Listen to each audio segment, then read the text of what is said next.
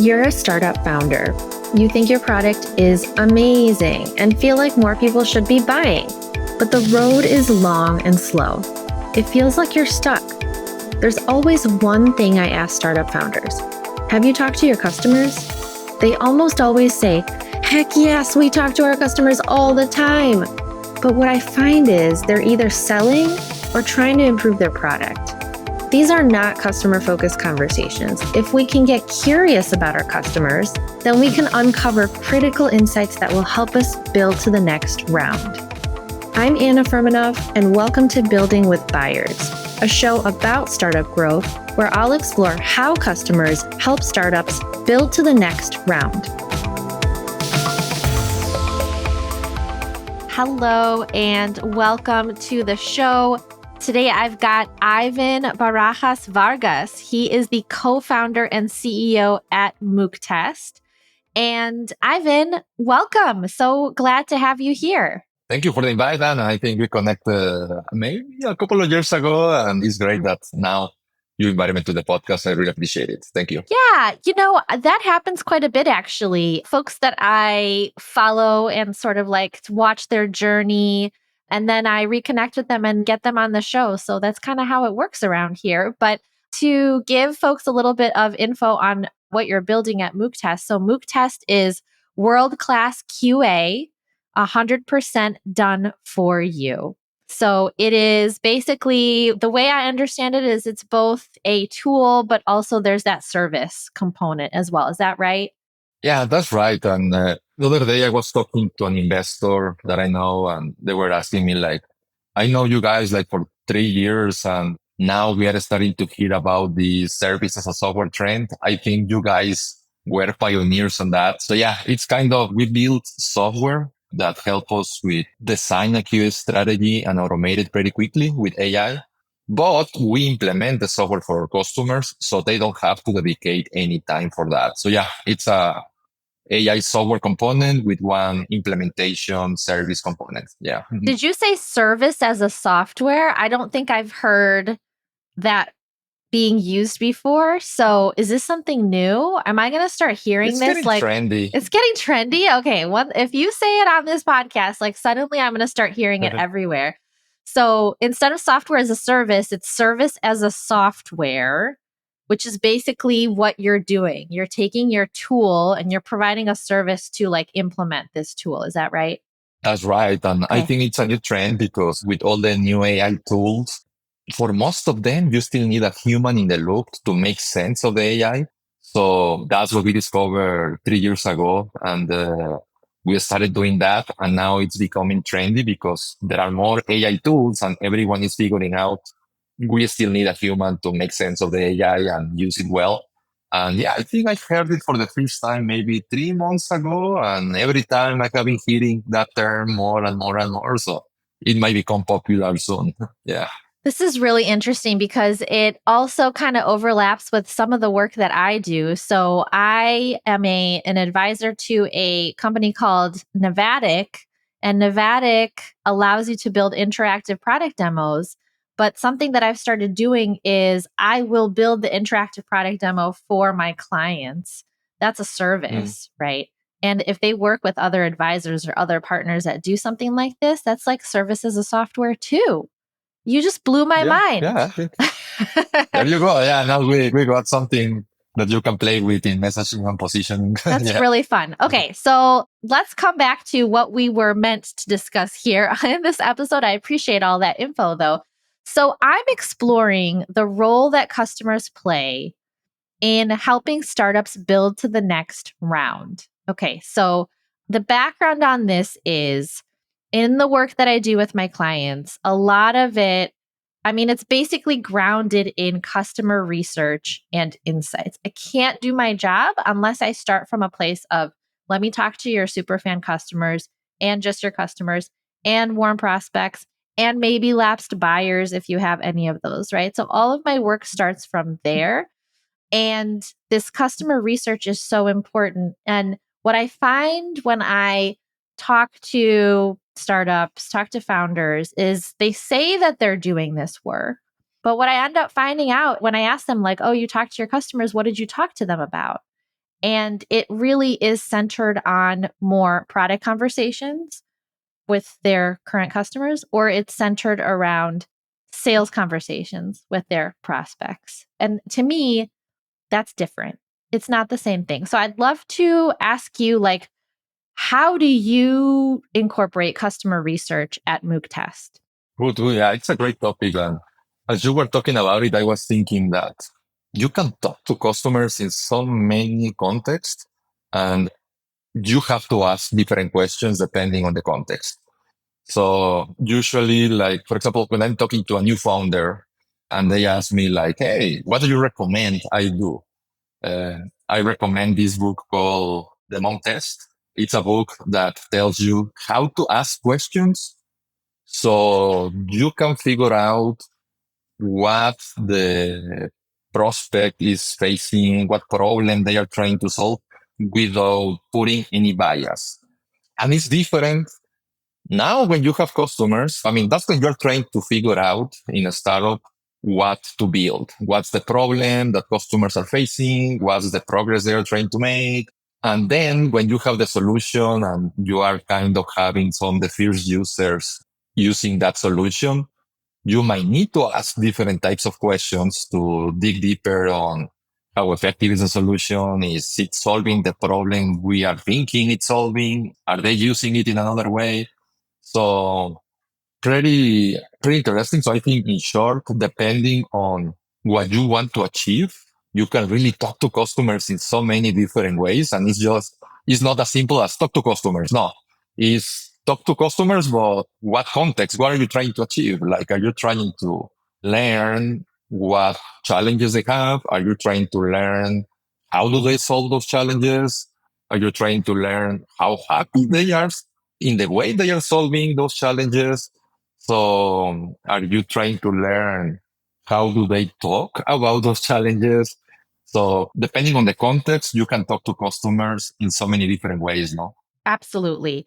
This is why I think that this is such a sort of challenging space to, and just like a hard thing to grasp for people, because Mm, saying, like, yeah, we're talking to customers every day, I totally believe you. I know you are. You're a founder. Of course, you're talking to customers every day. I certainly hope you are, because you're only trying to learn what they like and learn what they don't like and build those relationships like you should be, right?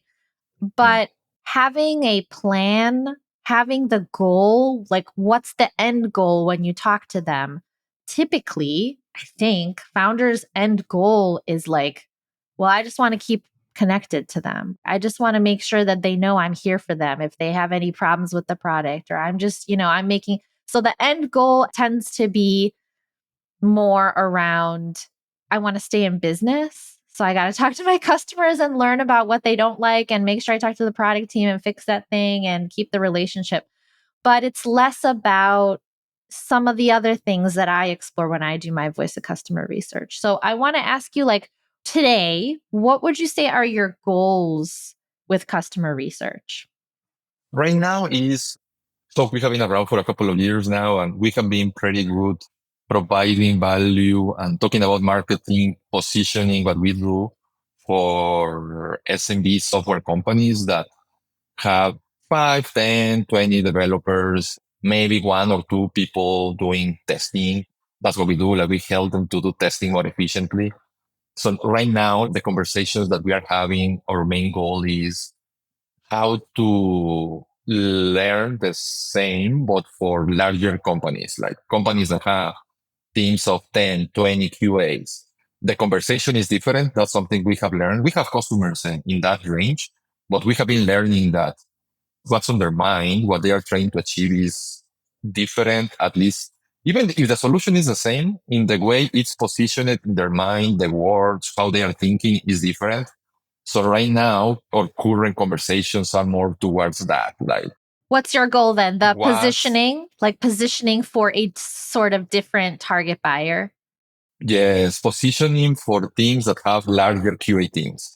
Like right now, our positioning, it's pretty strong for companies with small QA teams or no QA teams.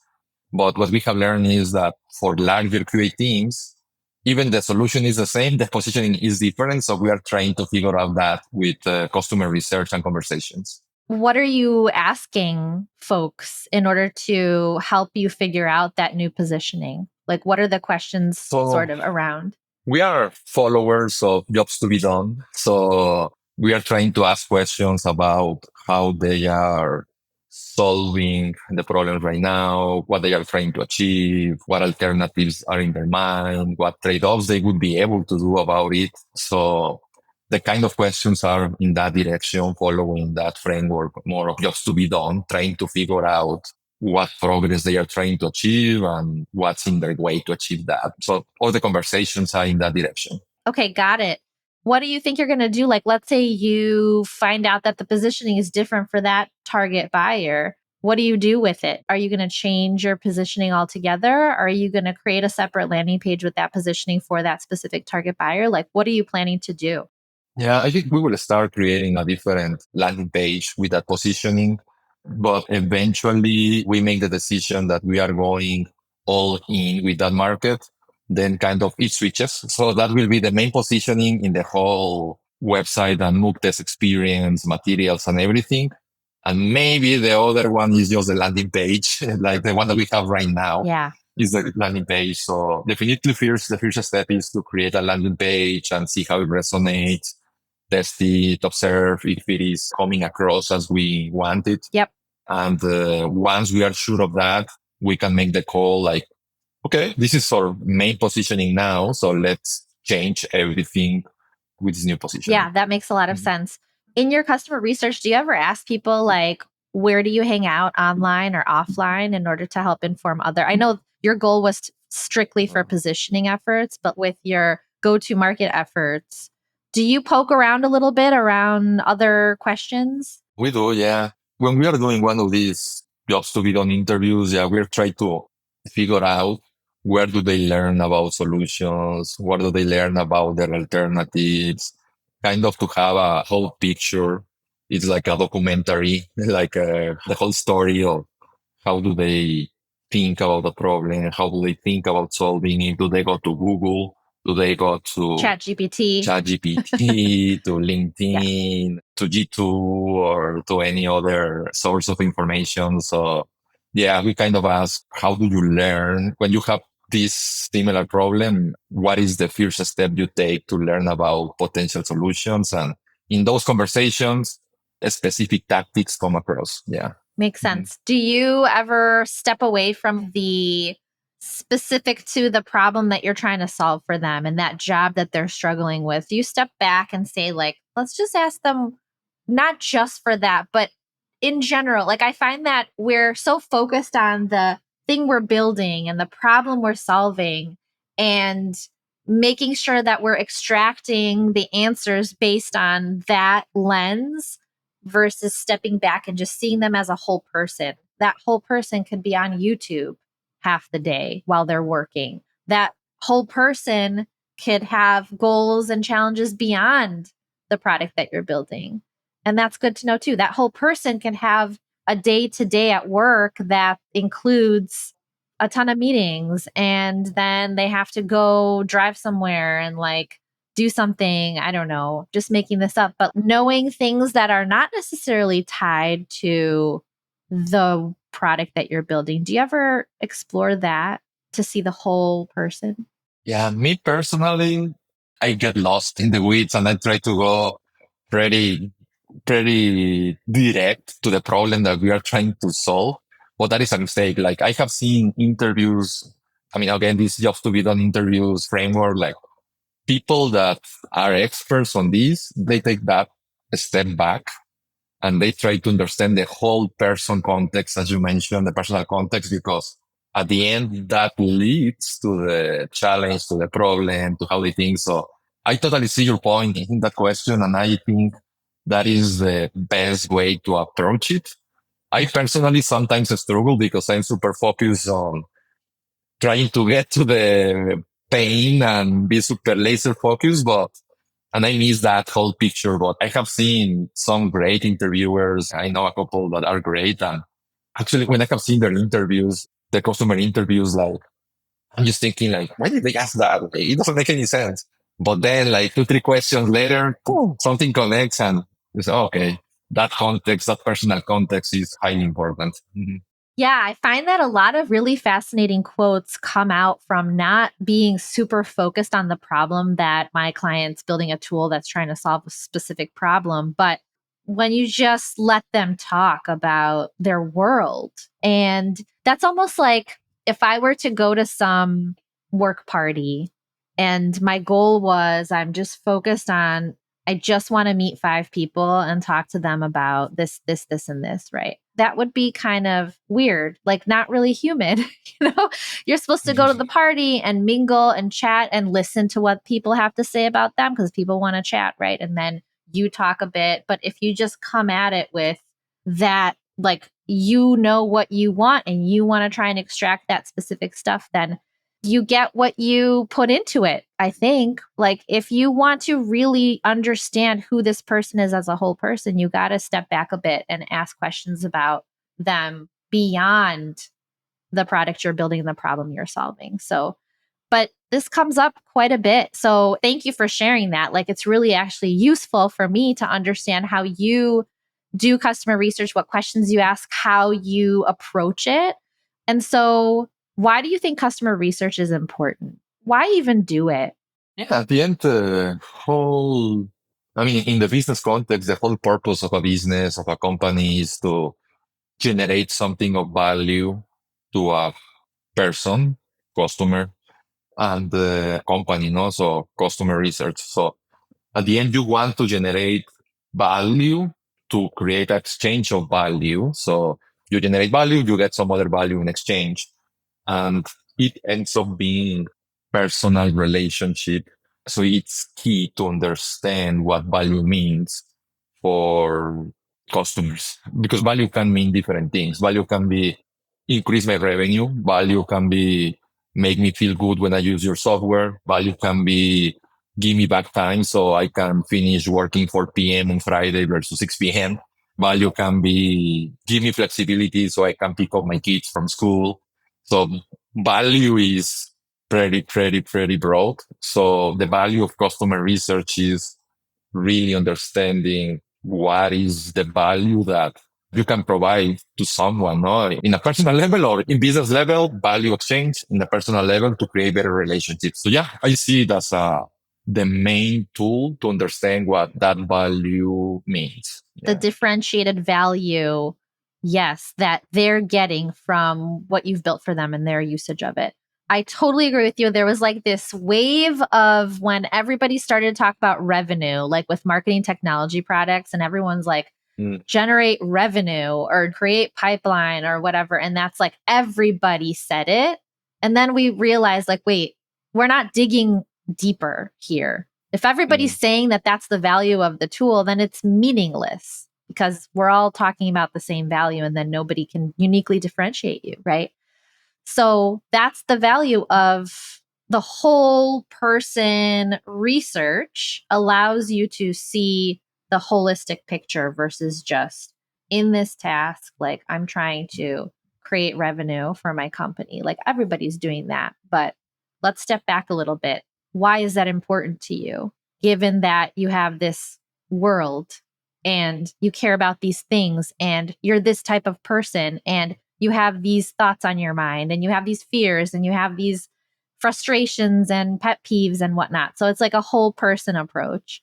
So Yeah, 100%. Yeah. And at the end, it ends up feeding your whole strategy, no product strategy, marketing strategy, messaging, sales, everything sales, like how to, yeah. Even product, no, like at the end, like you learn also like what to build and what not to build based on that value. So it's key. It's a driver of most strategic decisions in a company. this is what's hard for me to. I'm so glad that you get that, Ivan. It's very difficult for me to talk about it in this way because a lot of times it's put into the corner. Like customer research, that's a market, like the goals that are tied to customer research, that's a marketing thing.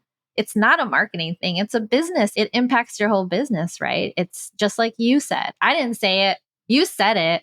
It impacts product, it impacts sales, it impacts positioning, messaging. It impacts everything that you're planning to do, whether you're going to pivot to a different customer segment. Like this customer research is extremely important for business strategy purposes. I guess we talked about a little bit of a challenge for you with customer research. We talked about how you end up being kind of narrow in the questions that you're asking, right? And you want to start being a little bit more, let's step back. We want to get a whole person understanding versus just specific to the problem that we're solving with Muuktest. Any other challenges that come to mind with customer research? I think one challenge in general that I see with us and many other companies is sometimes you have so much information that can also inform your customer research, and there is a lack of a structure or time to make sense of that information. So, for example, like CRM, we use HubSpot. I mean, HubSpot is in like free app. But like we use HubSpot, for example, and we have so much information there that can feed our customer research body, right? All the knowledge we have, the knowledge of customer. I feel, no, I know we could get more value from that because we have so much information, but we haven't put the structure around it to get every piece of valuable information we can get. So I see that this across companies. And in summary, what I'm trying to say is like customer research can be interviews on purpose that you set up to learn, but also customer research can be information that you already have available from other methods, CRM, email, cold email campaigns, interactions with social media, etc., etc. So there is a world of information that can inform that customer research, and it's not being used properly, or we are not getting all the value we could get from that. And I think about that on us sometimes, like so much information and we could do something more. And I see that in many companies, if not all the companies that I see. So Yeah. I think that's a challenge. Yeah. The challenge of you don't have to necessarily go out and do this because you've got a bunch of information that could be useful to help inform some goal you have with customer research. I totally see that. The other thing I'm just going to say is on the flip side, you do customer research and get back all this information because you talk to all of these people. They maybe were not your target buyer ICP. And you're like, who do I listen to? My lapse buyer said this, my prospect said this, my superfan customer said this. And like everybody's kind of saying different things. Who do I listen to? And also the titles are different a little bit different, right? That I find to be a challenge too. So a lot of information that's coming from different folks and you're not quite sure who to listen to, right? Yeah. So that just made me think of like a lot of information. And so my approach is always just stay focused, stay targeted, talk to your super fan customers. They're the most important. Make sure you're narrowing down who you speak to and strip away all the other people because they don't matter at this point. They will matter later on as you're getting a more informed understanding of your product and the users and who else is involved in decision making. But I try to stay very, very focused on who I talk to so I don't get garbage in, garbage out, right? I like it. Yeah, I think it makes sense to make a focus on those super customers that is working to double down in that segment of the market or ICP. And if you want to start learning about how to expand your product, how to expand your go-to market, you might want to listen to the other ones, right? To learn like, okay, these ones might not be super fans. Why not? These ones churn or didn't convert. Why not? Yes. So what is in that information that you can inform to expand, but to go deep and focus? Yeah, 100%. I think that's the right thing to do. Yeah. Totally. All right. Well, Ivan, this was wonderful. I learned a lot from you. I think the founders that are listening to this, founders and marketers, will get a ton from this conversation. So thank you so much for joining me. If anybody wants to find Ivan, he's on LinkedIn, Ivan Barajas Vargas.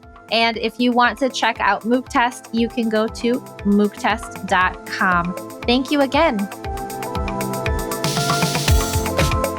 Thanks for listening to this episode of Building with Buyers. New episodes drop weekly, so make sure you're following wherever you get your podcasts. You can find me on LinkedIn, Anna Furmanov, Visit my website to learn more about how to turn customer insights into positioning and messaging your buyers will understand. FromAndOffMarketing.com. And don't forget to leave a review if you're loving the show.